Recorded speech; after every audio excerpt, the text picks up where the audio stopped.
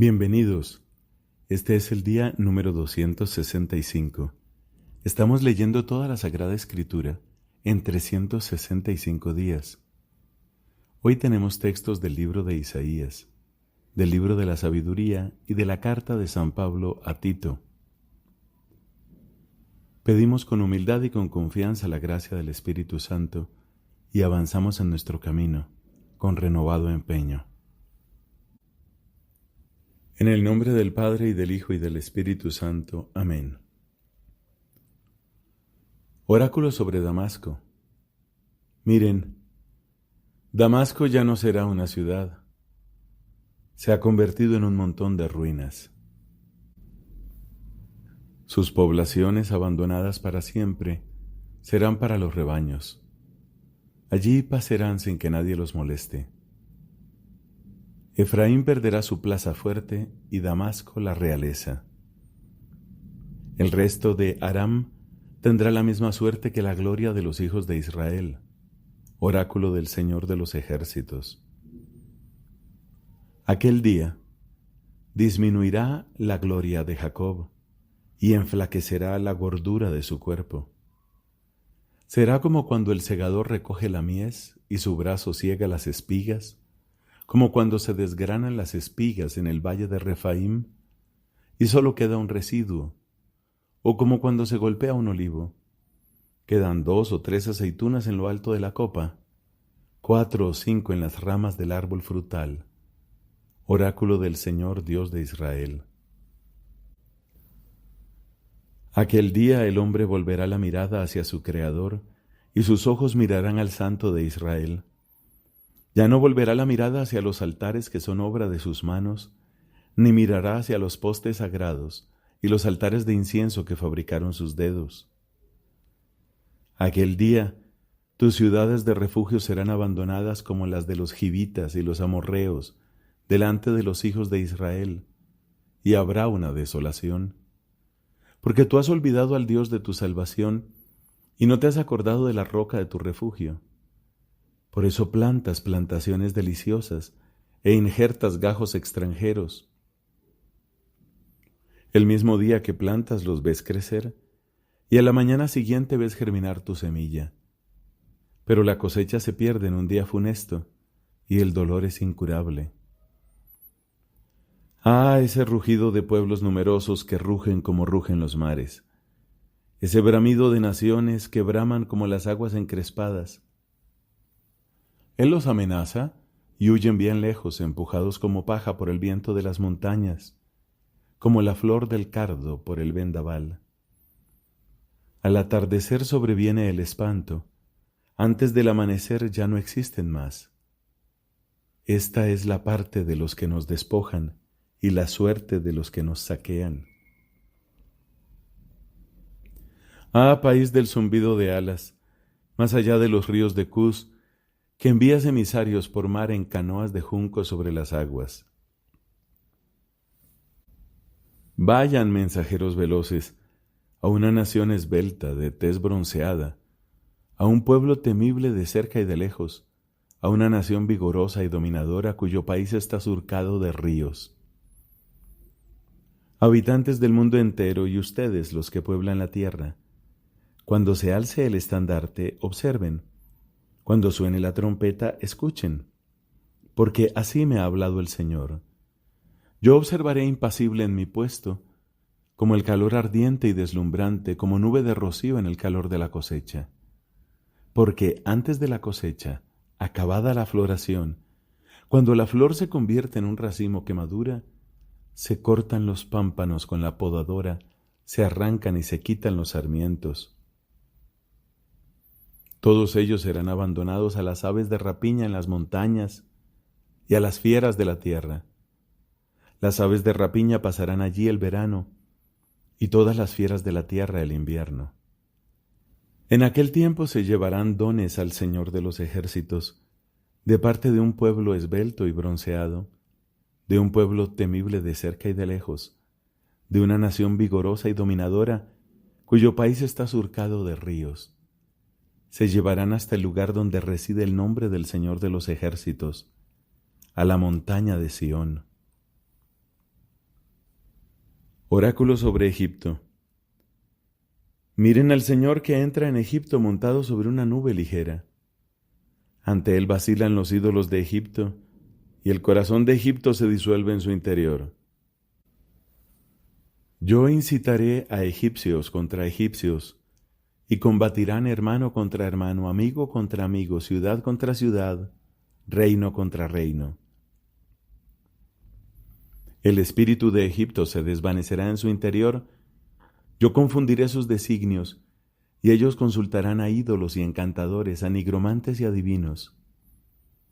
Entregaré a los egipcios en manos de un amo implacable, y un rey cruel los dominará, oráculo del Señor de los ejércitos.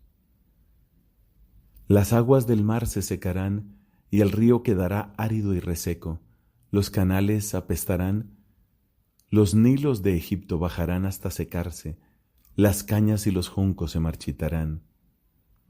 Toda la vegetación de los bordes del Nilo y todas las plantas sembradas junto a él se secarán, serán arrasadas y desaparecerán. Gemirán los pescadores, los que arrojan al anzuelo en el Nilo estarán de duelo, y desfallecerán los que echan la red sobre las aguas.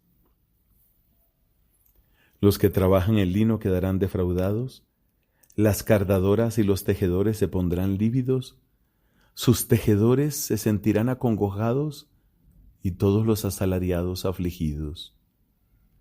Qué necios son los príncipes de Zoán. Los más sabios consejeros del faraón forman un consejo de estúpidos. ¿Cómo pueden ustedes decir al faraón: yo soy hijo de sabios, hijo de antiguos reyes? ¿Dónde están tus sabios? Vamos, que te anuncien y te den a conocer lo que el Señor de los ejércitos ha proyectado contra Egipto. Se han enloquecido los príncipes de Zoán, se ilusionan los príncipes de Nof, las piedras angulares de sus tribus han extraviado a Egipto. El Señor ha derramado en medio de ellos un espíritu de vértigo, y ellos atraviesan a Egipto en todo lo que emprende, como pierde pie el borracho cuando vomita. Y no será para provecho de Egipto nada de lo que hagan la cabeza y la cola, la palmera y el junco. Aquel día los egipcios serán como mujeres, temblarán y estarán aterrorizados ante la mano amenazadora del Señor de los ejércitos, que Él agitará contra ellos. La tierra de Judá será el espanto de Egipto. Cada vez que se la mencione, Egipto temblará a causa del designio que el Señor ha proyectado contra él. Aquel día habrá en la tierra de Egipto 5 ciudades que hablarán la lengua de Canaán y jurarán por el Señor de los ejércitos. Una de ellas se llamará Ciudad del Sol. Aquel día habrá un altar para el Señor en medio del país de Egipto y una estela para el Señor junto a la frontera. Esto servirá de señal y de testimonio para el Señor de los ejércitos en el país de Egipto. Cuando ellos clamen al Señor a causa de sus opresores, Él les enviará un Salvador y un defensor para que los libre. El Señor se dará a conocer a los egipcios, y los egipcios conocerán al Señor en aquel día. Los servirán con sacrificios y oblaciones, harán votos al Señor y los cumplirán. El Señor herirá a Egipto, pero solo para sanarlo. Ellos se volverán al Señor, y Él los escuchará y los sanará. Aquel día habrá un camino entre Egipto y Asiria. Los asirios irán a Egipto y los egipcios a Asiria, y Egipto rendirá culto junto con Asiria. Palabra de Dios. Te alabamos, Señor. Del libro de la sabiduría, capítulo 16, versículos del 15 al 29. Es imposible escapar de tu mano. Los impíos que rehusaban conocerte fueron golpeados por la fuerza de tu brazo. Los acosaron lluvias insólitas, granizadas, aguaceros implacables, y el fuego los consumió. Pero lo más extraño era que en el agua, que todo lo apaga, el fuego se encendía más, porque el universo combate en defensa de los justos. Unas veces, las llamas se apaciguaban para no abrazar a los animales enviados contra los impíos, y para que al verlas, estos se sintieran perseguidos por un juicio de Dios. Otras veces, dentro mismo del agua, las llamas ardían con una fuerza superior a la del fuego para destruir las cosechas de una tierra injusta. En lugar de esto, nutriste a tu pueblo con un alimento de ángeles, y sin que ellos se fatigaran, les enviaste desde el cielo un pan ya preparado, capaz de brindar todas las delicias y adaptado a todos los gustos. Y el sustento que les dabas manifestaba tu dulzura hacia tus hijos, porque adaptándose al gusto del que lo comía, se transformaba según el deseo de cada uno. La nieve y el hielo resistían al fuego sin derretirse, a fin de que supieran que solamente los frutos de los enemigos eran destruidos por el fuego que ardía en medio del granizo y fulguraba bajo la lluvia, mientras que por el contrario, ese mismo fuego olvidaba hasta su propio poder para respetar el alimento de los justos. Porque la creación que está al servicio de ti, su Creador, se pone en tensión para castigar a los injustos y se distiende para beneficiar a los que confían en ti. Por eso también entonces, transformándose completamente, ella estaba al servicio de tu generosidad, que a todos alimenta, de acuerdo con el deseo de los que te suplicaban.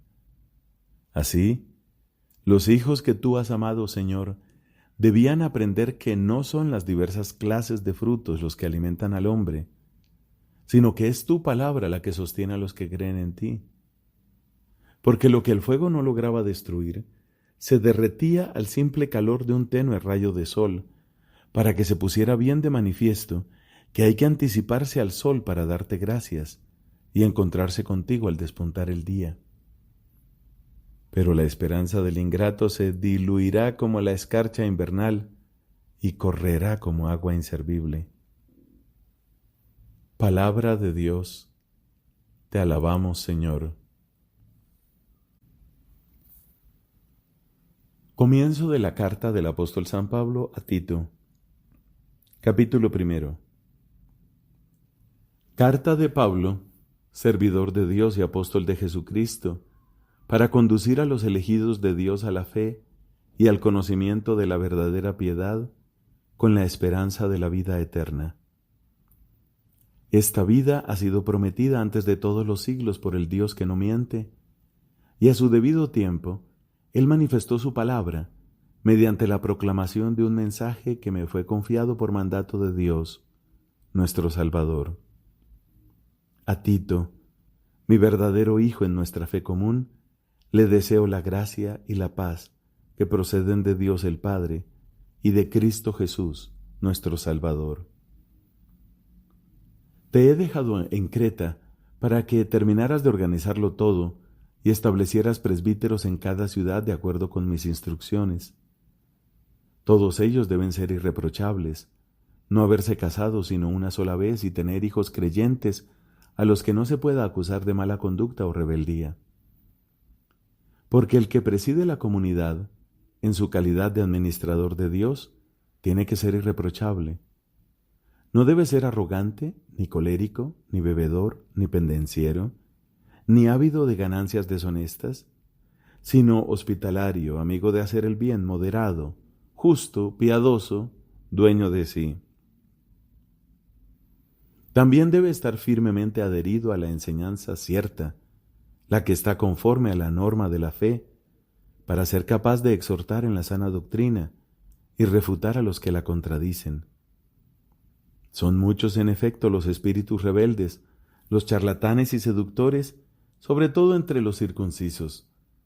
A esos es necesario taparles la boca, porque trastornan a familias enteras enseñando lo que no se debe por una vil ganancia. Uno de ellos, su propio profeta, ha dicho: cretenses, eternos mentirosos, animales perversos, glotones y perezosos. Y esta afirmación es verdadera.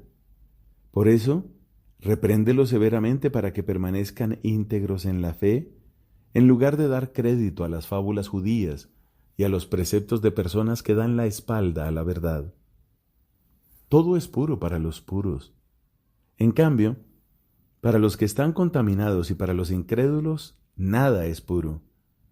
Su espíritu y su conciencia están manchados. Ellos hacen profesión de conocer a Dios, pero con sus actos lo niegan. Son personas abominables, rebeldes, incapaces de cualquier obra buena. En cuanto a ti, debes enseñar todo lo que es conforme a la sana doctrina. Que los ancianos sean sobrios, dignos, moderados, íntegros en la fe, en el amor y en la constancia. Que las mujeres de edad se comporten como corresponde a personas santas. No deben ser murmuradoras ni entregarse a la bebida. Que por medio de buenos consejos enseñen a las jóvenes a amar a sus maridos y a sus hijos, a ser modestas, castas, mujeres de su casa, buenas y respetuosas con su marido. Así la palabra de Dios no será objeto de blasfemia. Exhorta también a los jóvenes a ser moderados en todo, dándoles tu mismo ejemplo de buena conducta, en lo que se refiere a la pureza de doctrina, a la dignidad, a la enseñanza correcta e inobjetable. De esa manera, el adversario quedará confundido porque no tendrá nada que reprocharnos. Que los esclavos obedezcan en todo a sus dueños y procuren agradarlos, tratando de no contradecirlos. Que no los defrauden, sino que les demuestren absoluta fidelidad para hacer honor en todo a la doctrina de Dios nuestro Salvador. Porque la gracia de Dios, que es fuente de salvación para todos los hombres, se ha manifestado.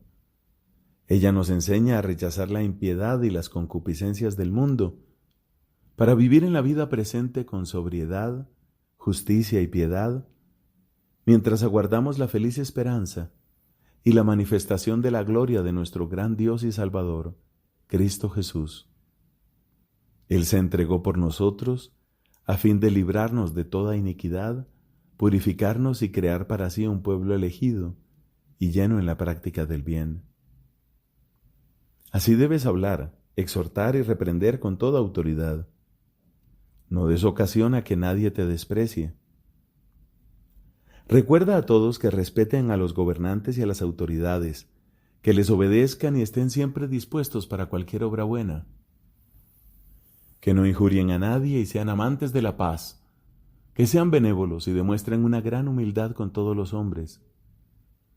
Porque también nosotros, antes, éramos insensatos, rebeldes, extraviados, esclavos de los malos deseos y de toda clase de concupiscencias, y vivíamos en la maldad y la envidia, siendo objeto de odio y odiándonos los unos a los otros.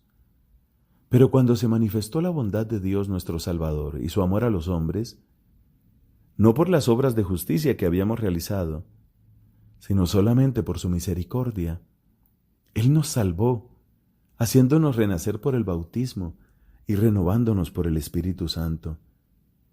Y derramó abundantemente ese Espíritu sobre nosotros por medio de Jesucristo nuestro Salvador, a fin de que, justificados por su gracia, seamos en esperanza herederos de la vida eterna. Esta es una doctrina digna de la fe, y quiero que en este punto seas categórico para que aquellos que han puesto su fe en Dios procuren destacarse por sus buenas obras. Esto sí que es bueno y provechoso para los hombres. Evita en cambio las investigaciones insensatas, las genealogías, las polémicas y las controversias sobre la ley. Todo esto es inútil y vano. En cuanto a los que crean facciones, después de una primera y segunda advertencia, apártate de ellos. Ya sabes que son extraviados y pecadores que se condenan a sí mismos. Cuando te mande a Artemas o a Tíquico, trata de ir a mi encuentro en Nicópolis, porque es allí donde he decidido pasar el invierno. Toma todas las medidas necesarias para el viaje del abogado Zenas y de Apolo, a fin de que no les falte nada. Los nuestros deben aprender a destacarse por sus buenas obras, también en lo que se refiere a las necesidades de este mundo. De esa manera su vida no será estéril. Recibe el saludo de todos los que están conmigo. Saluda a aquellos que nos aman en la fe. La gracia del Señor esté con todos ustedes. Palabra de Dios. Te alabamos, Señor. Fin de la carta del apóstol San Pablo a Tito.